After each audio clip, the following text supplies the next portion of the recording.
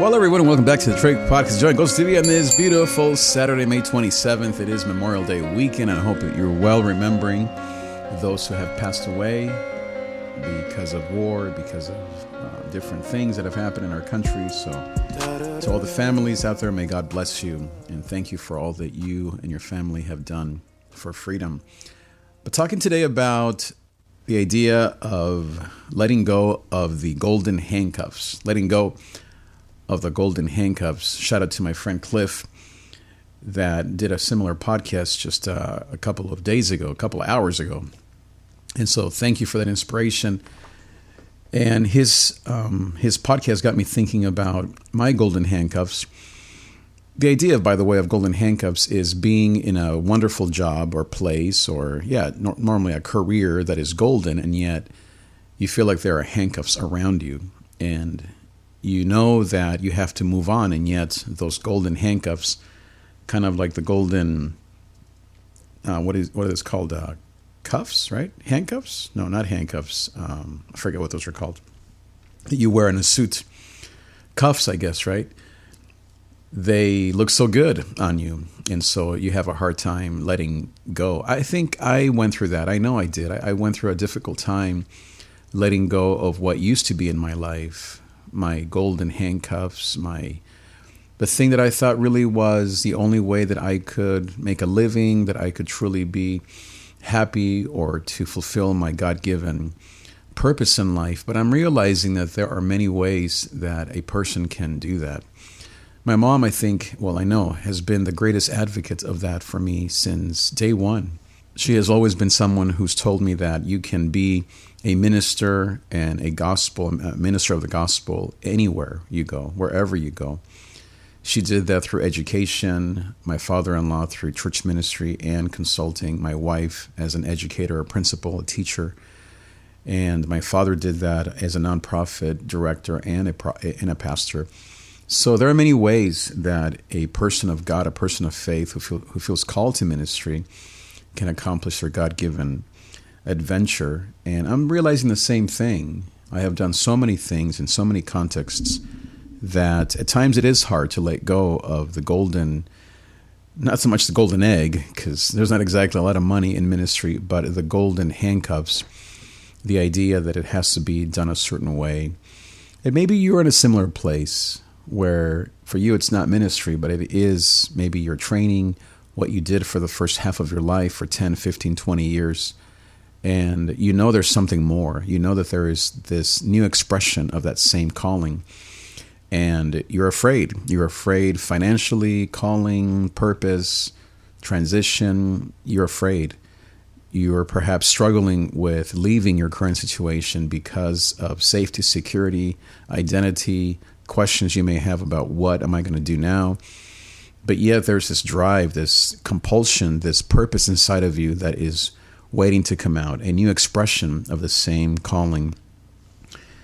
And that's exactly what I've been doing, and it's not easy. It is a back and forth in many ways. It is a struggle because you're shedding so much safety in some ways, and yet, as in my case, it's not exactly very safe to be in the same place for many years or in the same career because, as it happened to me, things change, things die, things shrink, things move forward, and sometimes move without you.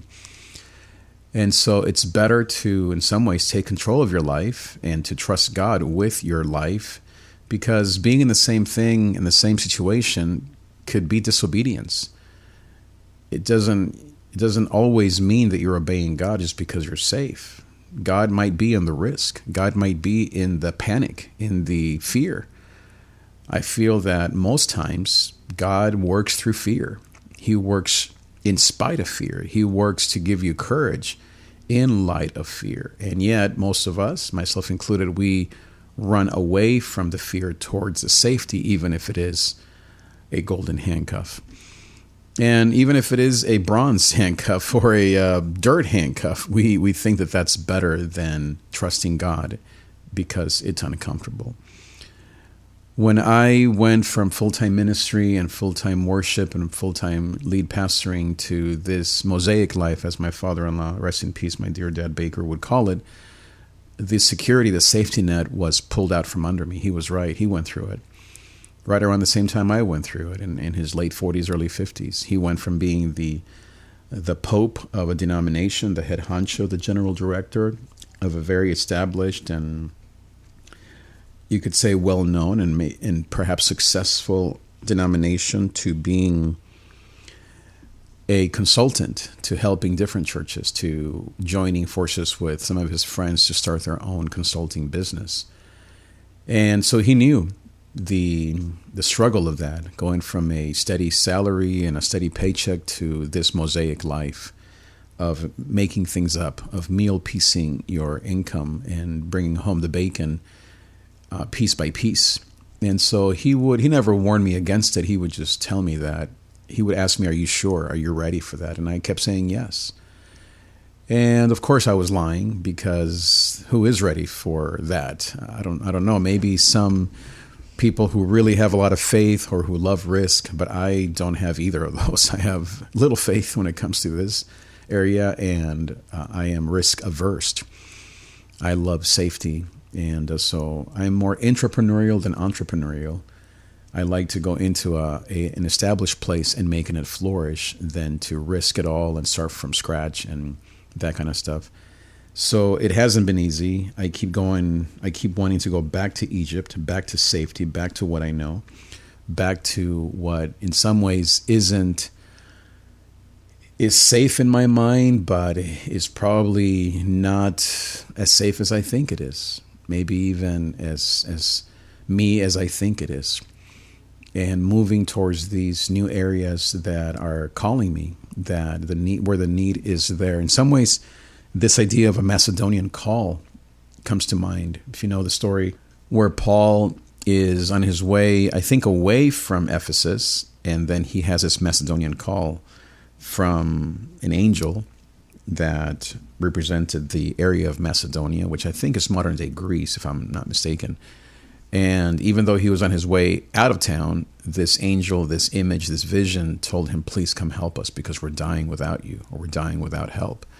And so Paul changed his plans and went forward to Macedonia. And he planted more churches and had amazing success, and many lives were changed. In many ways, that's what's happening to me, and that's what happens to all of us, many of us, at this midlife era or season, is there is our plan and our safety and what we've always known, the golden handcuffs. And then there is this calling. I don't think it can just be convenience. We can't just move on because of convenience. It's not convenient. It is inconvenient to move on. It is inconvenient to risk it all. It is inconvenient to make less money, to have less safety, to go through more struggles. It is not convenience. It has to be calling. It has to be a vision. It has to be something in your gut, something visceral, something just cellular, you could say, that is just an emotion, a calling, a passion, a crying out for your help.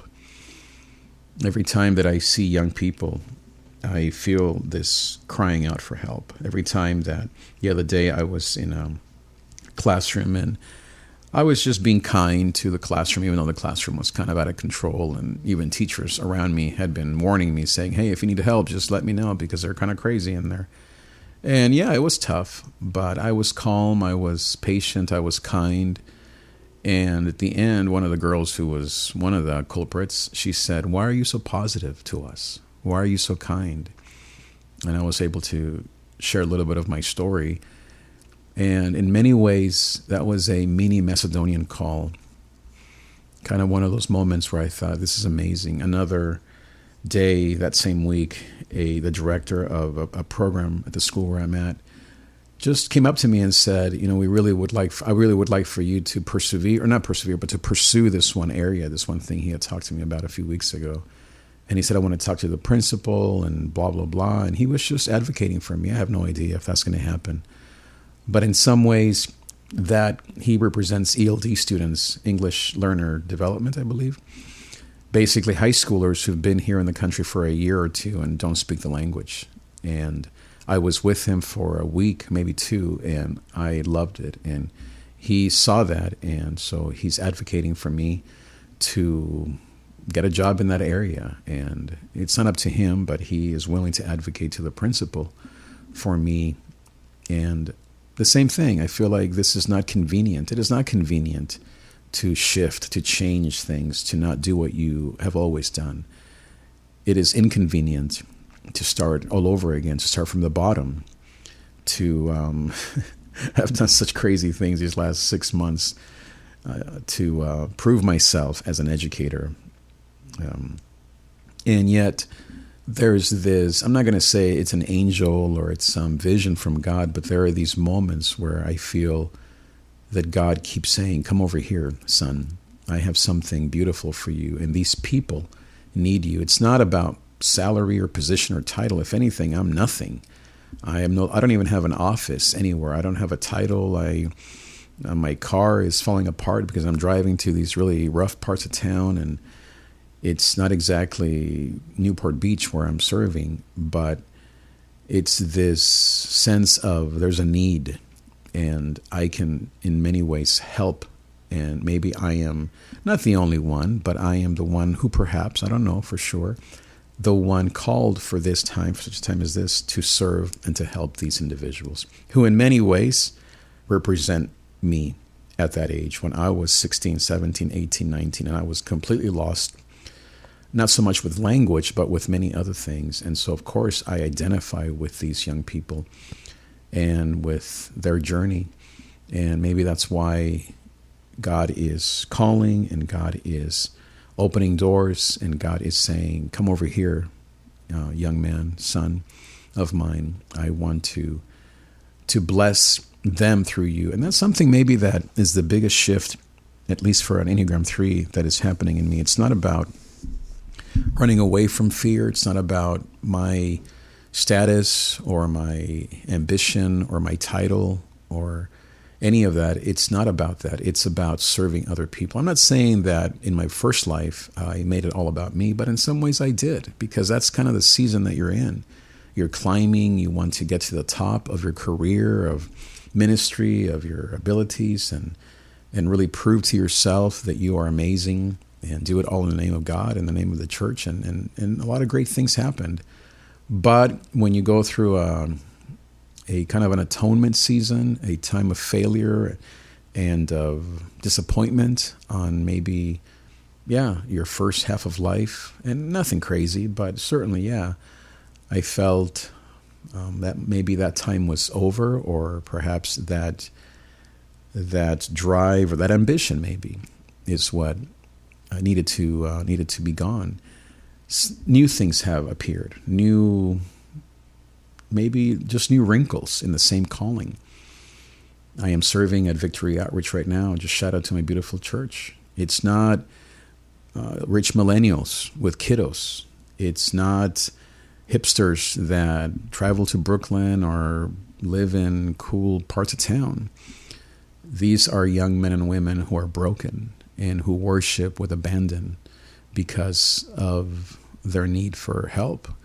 These are churches that need so much, and we've never done so much for so little financially. We volunteer, and yet I think I kind of burnt out on doing so much, and so we're taking a little break. But the point is that these are the places where the need is, and it's not some mission trip. It's not this thing of I want to save people or change the world, it's really just a calm sense of purpose and of identifying me in them and thinking, I think I have the gifts to help these young people and to support my pastor, to support the team, to lead worship and teach and preach and to disciple, all the things that I love to do.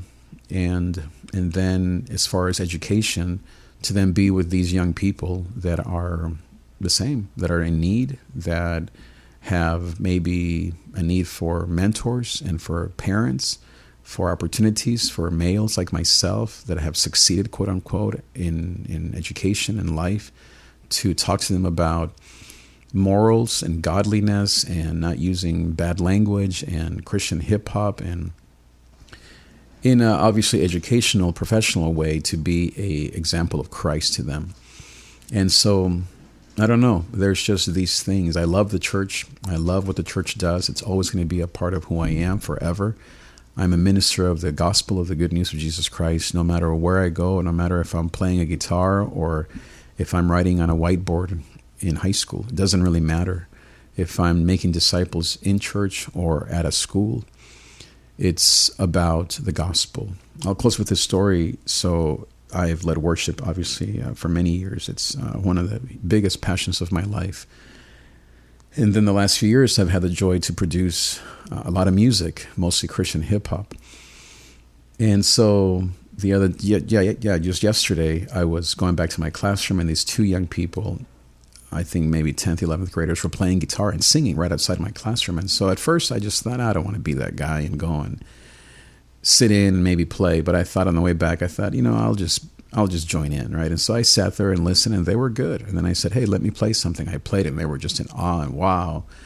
And we exchanged information, and perhaps we'll record or we'll work on something. But it was just one of those beautiful moments where I felt like my 2, 3, 4 worlds were all coming together. My heart for the gospel, music, mentorship, being with these young people that are skilled, not in the church, and being able to bring whatever I may have to them. And then the second example was I was just watching my dear church there serving at an event this weekend. And there's a bunch of young people there, this revival weekend event. Shout out to VO, DTSA, downtown Santa Ana. And I was supposed to play at this event, and it just wasn't the right time. So I saw the videos, and there's a bunch of young people, and I saw a young man playing guitar, and I thought, that could have been me.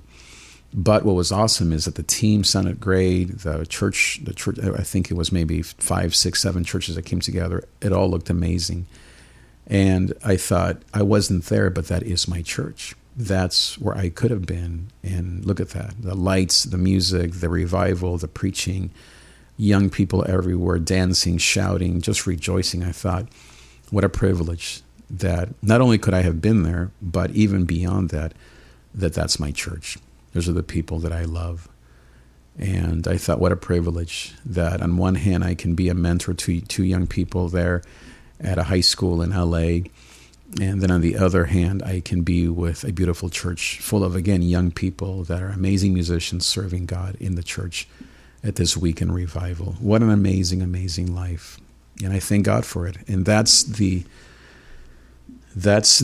reward, I guess, or I guess maybe that's the reason why you may need to leave behind the golden handcuffs and consider your second act, your next step, and to stop being afraid and run towards the fear, run towards the risk, run towards the scary monster that really isn't even there. I'm not saying it's not scary. I'm not saying that there weren't times that I felt anxious, depressed, and just completely lost in this transition. Absolutely.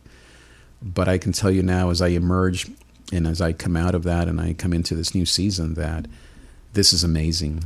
And the sense of purpose and joy and really of less effort. I'm not trying to be anything. I'm not working to climb some ladder. It's very rewarding. And whatever God may have, I hope to sing all over the world. I hope to produce music that will touch the world in Spanish and English. I hope to be a mentor to high schoolers and college students in the education system in schools. I hope to preach the gospel and to make disciples of Jesus Christ. I hope to lead worship and create beautiful music for Jesus for the rest of my life with the plugins, the 1073, the U87, and the CL1B, and the 2A, and the 1076 that I have and I own. And all the great stuff that we've done together. It was a bunch of compressors, by the way, microphones and preamps. But I guess to maybe wrap this up, don't be afraid. Run towards the fear. The golden handcuffs are great, and they can provide a lot of awesome things. I mean, after all, they are golden, but are they handcuffs?